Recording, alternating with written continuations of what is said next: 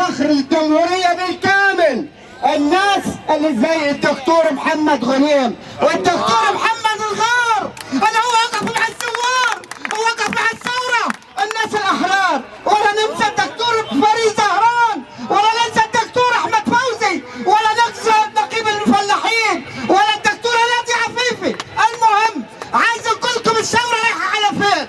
عايزكم تسمعوا، سيبنا من الشعارات وسيبنا من الكلام الفاضي، قمنا مجلس الشعب ما لقيناش واحد خدمنا، احنا عايزين نسمع اسكات الدقيق. تعالوا شوفوا الثورة بقت 35 في الهمامية في البداري. أولا دلوقتي بقينا زي الحزب الوطني، احنا راح نخدم من على قفانا بعد الثورة، بعد الثورة راح نخدم، بعد الثورة ما بقيناش الفقر الحقيقي اللي هو عليه. أنا دلوقتي بقيت ايه؟ زي زمان، اول ما تحصل حاجه يقول لك انفلونزا الخنازير، انفلونزا الطيور، بعد كده يقول انفلونزا في المره الواحده يكلم مره تديه انفلونزا. واخد بالك؟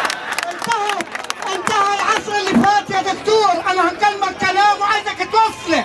دلوقتي طلعت لنا فزوعه ثاني، ايه الفزوعه الثاني؟ علشان ننسى الدستور قال لك اقفل المحلات اشغلهم الغنم دولهم، عشان ننسى الدستور قال لك يعني في كتير وكتير وكتير وكتير اي حاجه تشغلنا، بس الثوره جايه واحنا اساسا مش رايحين عشان ميداليه ولا عشان تقدير، احنا اساسا رايحين عشان نموت. انا اللي صوت سمعتوه في كل مكان دلوقتي عشان يشغلونا، يقول لك نصارى ومسلمين. عندنا واحد كم اسمه الدكتور عبده حنه مدير عام المستشفى، ادفع من جيب الراتب، من راتبه هيدفع. يعني مش اخويا ولا انت عمي، اسالوا على الدكتور عبده حنه مدير العام، كلكم عارفين في الخدمات. احنا عايزين واحد يخدمنا، مش مهم مسيحي ولا مسلم.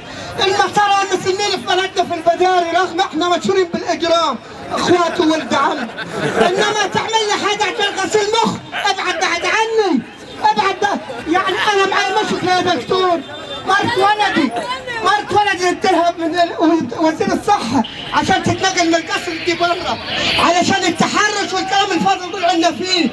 دلوقتي بقول لك عايز اتكلم الثاني يا بنتي جبت لها تسريح عشان تخش التمريض تنفعني، راجل ما نملكش اي شيء. تعال شوف الديون اللي في البنوك وشوف دي، كفايه نلعبوا على بعضه بس. ما شفتش واحد اترشح وخدم بلده، رشحت كده اهو. اسمع اشعارات وده ودي نزل في القران قال لك كل ما تجي قومه امه تنعل اللي قبلها، احنا كل ما تجي امه تنعل اللي قبلها. يا ولاد عيب، يا ولاد عيب، يا ولاد عيب، يا ولاد عيب. وانا اخوكم محمد، سيبكم من الشعارات وسيبكم على الدخل على الوبر. انا عايز انا مروح يديني ال5 دي نروح بيها قدام البداري، وانت عايز رغيف